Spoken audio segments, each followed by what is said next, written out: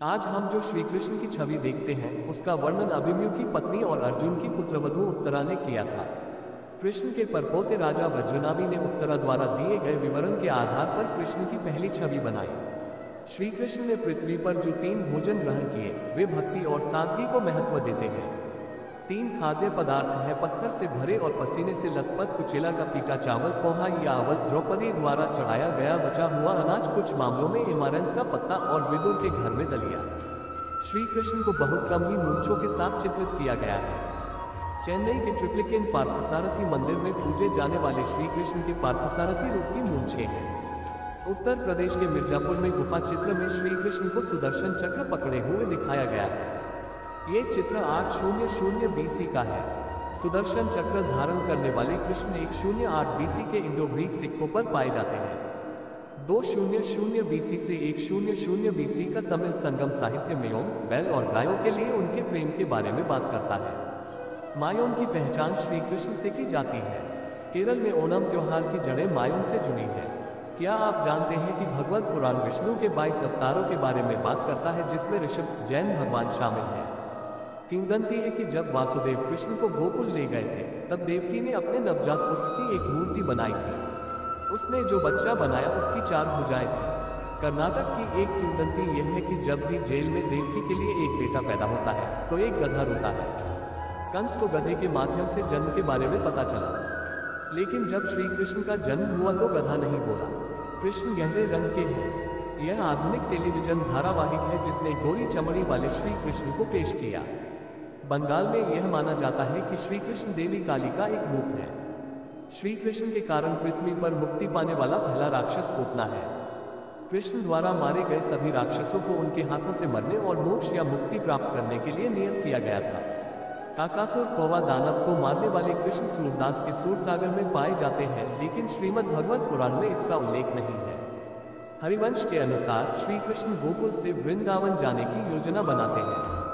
इसके लिए वह अपने रोमछिद्रों से भेड़िए पैदा करता है। वे लोगों, बच्चों, गायों और बछड़ों पर हमला करके गोकुल में परेशानी पैदा करते हैं। लोग तब वृंदावन में शिफ्ट होने का फैसला करते हैं। क्या आप जानते हैं कि नथनी पहने कृष्ण की मूर्तियां हैं? ऐसा कहा जाता है कि यशोदा ने कृष्ण को राक्षसों और अन्य नकारात्मक शक्तियों से बचाने के लिए एक लड़की की तरह कपड़े पहने थे। श्री कृष्ण राजस्थान के नाथद्वारा में नथनी पहनते हैं। तत्वमसि की उपनिषद की शिक्षा प्रतीकात्मक रूप से तब चित्रित की जाती है जब श्री कृष्ण यशोदा को अपने मुख में संपूर्ण ब्रह्मांड दिखाते हैं। सर्वोच्च सत्य ब्रह्मांड में मौजूद है और ब्रह्मांड सर्वोच्च सत्य में है, कोई दूसरा नहीं है। पुराणों के अनुसार विष्णु ने एक सफेद बाल और काले बाल उठाकर देवकी के गर्भ में रख दिए। सफेद बाल बलराम बने और काले बाल श्री कृष्ण बने। कृष्ण हमेशा बंदरों के साथ चुराया हुआ मक्खन बांटते हैं। ऐसा कहा जाता है कि इन बंदरों ने माता सीता को खोजने में भगवान श्री राम की मदद की थी। कुछ खातों के अनुसार कृष्ण को केशव कहा जाता है क्योंकि उन्होंने घोड़े के राक्षस केशी को मार डाला था। भारत में बैल को वश में करने के खेल की उत्पत्ति कृष्ण द्वारा अरिष्ट, बैल दानव को वश में करने से हुई है। कृष्ण दिखाते हैं कि वह ब्रह्मा के लिए सर्वोच्च सत्य है जिन्हें ब्रह्मा ने छिपाया था। इस प्रकार सृष्टिकर्ता ब्रह्मा को यह एहसास कराया जाता है कि वास्तविक निर्माता कौन है। तोते श्री कृष्ण के साथ जुड़े हुए हैं क्योंकि वह गोपियों के राजा हैं। ये प्रेम का प्रतीक है। कृष्ण मछली के आकार के झुमके पहनते हैं जिन्हें मकर कुंडल कहा जाता है। शिव वृंदावन में गोपिका बन जाते हैं। यहाँ गोपेश्वर महादेव के रूप में पूजा की जाती है। पद्म पुराण की एक कहानी के अनुसार अर्जुन ने कृष्ण और गोपियों के नृत्य में भाग लेने के लिए गोपिका का रूप धारण किया था। त्रिवक्र मथुरा का कुबड़ा जिसे श्री कृष्ण ठीक करते हैं, रामायण के मंत्रा का अवतार माना जाता है।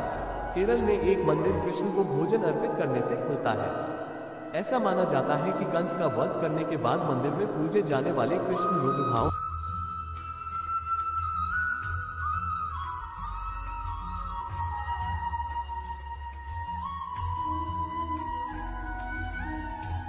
जीत सकता इसलिए मन से कभी हार करने का यही तरीका है कि रास्ते कभी पसंद करें जो हास करना चाहते हैं। स्टीव जॉब्स मैदान से हारा हुआ इंसान तो फिर से जीत सकता है, लेकिन मन से हारा हुआ इंसान कभी नहीं। मैं अकेली हूँ लेकिन फिर भी मैं हूँ। मैं सब कुछ नहीं कर सकती लेकिन मैं कुछ तो कर सकती हूँ, और सिर्फ इसलिए कि मैं सब कुछ नहीं कर सकती मैं वह करने से पीछे नहीं हटूंगी जो मैं कर सकती हूँ। Helen Keller. महानता वह नहीं होती कि आप गिर गए और उठे ही ना, महानता उसे कहते हैं जब आप गिरकर बार बार उठते हैं। अगर आपने सफर शुरू कर ही दिया है तो बीच रास्ते से लौटने का कोई फायदा नहीं होगा, क्योंकि वापस आने में जितनी दूरी तय होगी क्या पता मंजिल उससे भी पास हो। नामुमकिन कुछ भी नहीं है, हम वह सब कर सकते हैं जो हम सोच सकते हैं।